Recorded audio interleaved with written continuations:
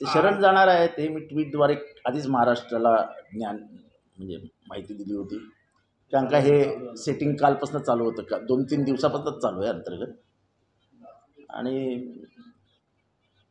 म्हणजे ज्या अर्थी तो शरण जातो त्या अर्थी जेव्हा कुठलाही मोठा गुन्हेगार सरेंडर होतो, शरण जातो, तेव्हा त्याच्यात काहीतरी सेटिंग झालेलं असतं. हे काही म्हणजे ज्याला मुंबईचा सगळं बघितलं 30-35 वर्षाचा इतिहास, त्यांना बरोबर समजतं की कोणाला पकडला, कोणाला सरेंडर केला. शिवाने तो स्वतःहून सांगतो मी सरेंडर होतोय, हे बरं आहे. इतका दिवस मात्र का लागला पोलिसांना? अपयश आहे का? हे सगळं सेट करायला लागतं ना, हे सगळं सेट करावं लागतं. काही गोष्टी पुसाव्या लागतात, काही गोष्टी सांगाव्या लागतात, काही गोष्टी कळवाव्या लागतात. म्हणजे आपल्याला पाहिजे तसा गेम कसा फिट करता येईल हे करताना हे सगळं करावं लागतं. पण सर फरार होते ते आणि आंदोलन करायला लागले, मोर्चे काढावं लागले, तुम्हाला देखील त्या ठिकाणी जाऊन आवाहन करायला लागलं पोलिसांना की कुठे आहेत ते नेमकं शोधावं. काय सांगायला संदर्भात? असं आहे की आंदोलन करावं लागलं म्हणजे काय, माणुसकी सोडली नाही, असं इतक्या क्रूर पद्धतीने हाणलाय त्याला, मारलाय त्याला की. आणि स्वतःचा तो काय बोलतो वाल्मिक कराड, माझा काय संबंध बोलतो, माझा खंडणीतही संबंध नाही, खून तर दूरच राहिला. म्हणजे तो खुनाबद्दल काही बोलत नाही, उलटा तो मोठा फिलॉसॉफर सारखा सांगतोय की ज्यांनी केलंय त्यांना शिक्षा झाली पाहिजे. मोठा फिलॉसॉफर आहे ते. म्हणजे ते थोर तत्वज्ञ वगैरे असतात ना, त्याच्यात आता वाल्मिक कराडचं नाव लागलं. पण आज शरण जाणार होते आणि त्याच वेळेस त्यांनी एक व्हिडिओ पाठवलेला आहे की यामध्ये माझा संबंध नाही, जर मला चूक जर सापडली तर मला जी तेच ना की ह्यांची चूक सापडली म्हणजे अजून यांच्या किती चुका सापडायच्या. बापू अंधळेच्या केसमध्ये याला का नाही अरेस्ट केला पोलिसांनी? 307चा आरोपी येतो, बाकी सगळे आरोपी जेलमध्ये जाऊन आले ना, मग याला का नाही अरेस्ट केला? आणि ज्या केस पोलीस स्टेशनला सरेंडर होतोय त्या केसमध्येच महाजन नावाचे इन्स्पेक्टर आहेत जे तुमचे त्या आंधळेच्या मर्डर केसमधले तपासी अधिकारी आहेत. हे असे संबंध जोडता येतात इथे बसून. आत्ता ज्या केसमध्ये बबन गीते नव्हताच त्या केसमध्ये बबन गीतेला आणून ह्याला 307चा आरोपी करून 302चा आरोपी बबन गीतेला करून हा आजही मोकळा फिरतो. कालपर्यंत तो त्या पोलीस स्टेशनला जाऊन बसायचा परळीच्या. 1000 वेळा तर पार्ट्या झाल्या त्यांच्या त्या महाजन बरोबर. 302चा गुन्हा दाखल होईल का? तुम्ही अजिबात होणार नाही. 302चा गुन्हा ह्याच्यावर दाखल होणार नाही. अरे वाचवण्याचा म्हणजे काय, उसका बाप बैठा ना अंदर उधर कैबिनेट में ना भाई, कसा होगा? 25 दिवस यासाठी लागला का? कशाला लागला वगैरे ते पोलिसांना माहीत, काय करायचं ते. पण महाराष्ट्राच्या सुज्ञ जनतेला मी आता दबाव वाढवायला पाहिजे. हे असं नाही चालायचं.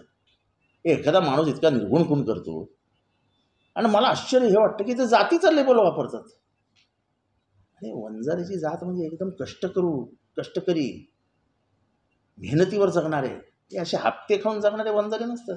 तो काल एक प्रकार उघड झालाय, राखीवरती कसे करोडो रुपये कमवतात.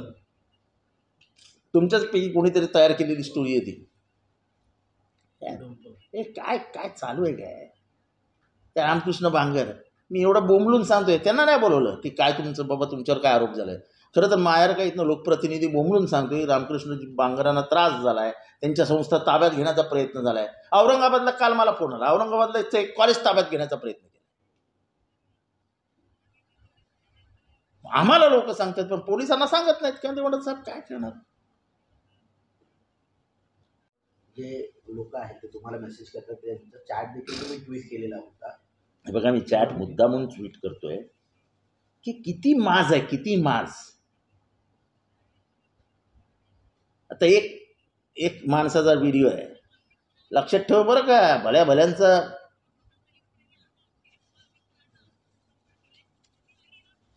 धमकी वारंवार येत आहेत. म्हणजे सगळ्यांनाच धमक्या देतात, लक्षात ठेवा बरं का. चांगल्यांचा असं मग गॉगल वगैरे असा काय त्याचं नाव पण आलंय माझ्याकडे. तर ज्या अर्थी विरोधकांची संख्या कमी आहे त्या अर्थी विरोधकांना दाबण्याचा प्रयत्न. नाही, हे विरोधक वगैरे नाही आहेत. असं आहे की तो काय आमच्या पक्षाचा नव्हता. संतोष देशमुख हा बीजेपीचा आहे, पण पक्षाभिनिवेश बाजूला ठेवून आम्ही त्यांच्यासाठी का लढतो आहोत? तर माणुसकी जिवंत ठेवायला.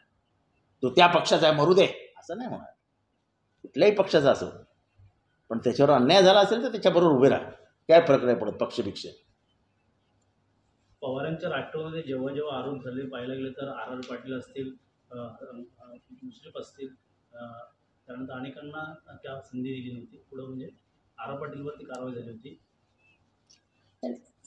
शरद पवारांची वैचारिक उंची कुठे होती, त्यांची कुठे त्यांच्याबद्दल ह्या असल्या गुन्ह्यांमध्ये तर त्यांनी खरं तर आता मी काय सांगू तुम्हाला, पवार साहेबांनी कधीच ह्यांचा राजीनामा घ्यायचा ठरवला होता.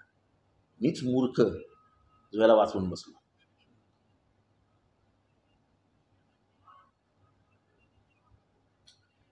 दादांनी पावलं उचलत नाही याच्या मागचं कारण काय? मंत्रिमंडळात असून सुद्धा असं आहे की दादांनी पावलं उचलली नाहीत किंवा ना, पण दादांनी ह्याचा विचार करायला पाहिजे होता की आपली बहीण अशी विधवा झाली असती तर आपण काय केलं असतं. प्रत्येकाने हा विचार करावा महाराष्ट्रात.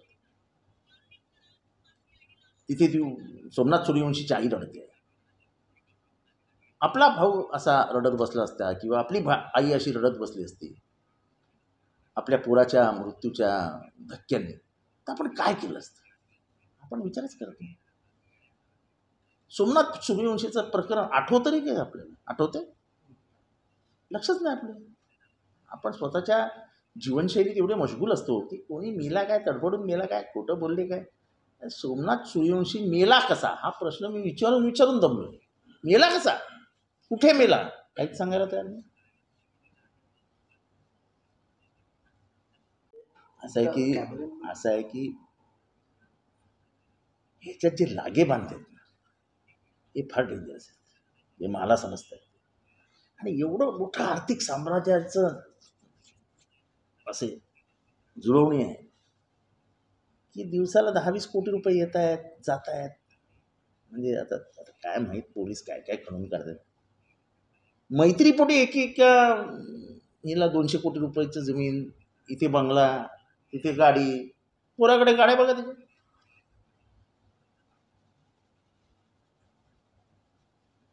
हायकोर्टामध्ये याचिका दाखल केली आहे संतोष देशमुखच्या धनंजय देशमुख धनंजय मुंडे यांची पदावरून हकालपट्टी करावी. ते काय मला माहीत नाही, पण नैतिकदृष्ट्या मी तर राजकारणाचा मोठा नाही, पण मी वाचत असतो, मी लक्षात ठेवतो काही गोष्टी. महाराष्ट्रात असं कधीही घडलेलं नाही की आरोप इतके मोठे झाले आणि माणूस मंत्रिपदाच्या खर्चाला चिटकून उभा आहे. सत्ता हे सर्वस्व नसतं असं राजकारणात म्हणतात. आणि सत्तेला लाथ मारून लोक बाहेर पडतात की माझ्यावर आरोप झाला ना, जोपर्यंत स्वच्छ बाहेर येत नाही तोपर्यंत घेणार नाही. मला आजही आठवते आहे की झी टीव्हीच्या ह्याच्यावर हल्ला झाला होता भुजबळांच्या काळामध्ये. भुजबळांवर आरोप होत होते आणि झी टीव्हीने एक बातमी दाखवली होती आणि काही भुजबळ समर्थकांनी त्याच्यावर हल्ला केला होता. साहेबांनी भुजबळांचा राजीनामा घेतला होता. भुजबळ साहेबांचा तेव्हा ते भुजबळ साहेब आहेत म्हणून त्यांचा राजीनामा घेतला नाही असं झालं नाही.